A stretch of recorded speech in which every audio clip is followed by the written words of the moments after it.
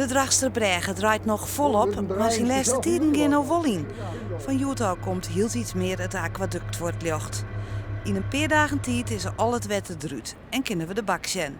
Technisch net echt spannend. Maar het is toch altijd wel een heel mooi moment, omdat op het moment dat het water natuurlijk uit is, ben je op het diepste punt. En dan kun je echt het aquaduct gaan opbouwen, hè, zoals er uiteindelijk ook komt uit te zien. Deze weken is de bak droeg, maar dan is het nog net klaar. De bak is nog gesplitst, door het wetter van het kanaal, door grote skotten die het wetter zin houden. En nu zijn er nog dwarsschotten, hè, dus dwars op de toekomstige weg.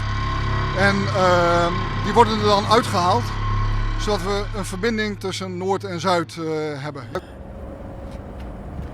Maar er wordt geen enkel risico na. Zelfs doekers worden inzet om alles te controleren. Hoe ziet het eruit in die hoek, Ab? Ja, ik heb hier die 3 kegjes tussen beton opgeslagen. Heb ik een heel klein dun zandrandje eromheen zitten, maar hij is dicht. Oké. Die gaan af en toe inderdaad het water in om allerlei verbindingen van de damwanden om die te checken. Om te kijken of er niet kleine of wat grotere lekjes in zitten. En als die geconstateerd worden, dan moeten die worden gelast. Want het moet wel dicht natuurlijk. Al wat dingen zinken aan? Ja, wat hele kleine gaatjes, openingetjes die inderdaad gelast moesten worden. En, dus dan wordt even het afpompen eventjes stilgelegd en dan kan het worden gedicht en dan kunnen ze weer verder.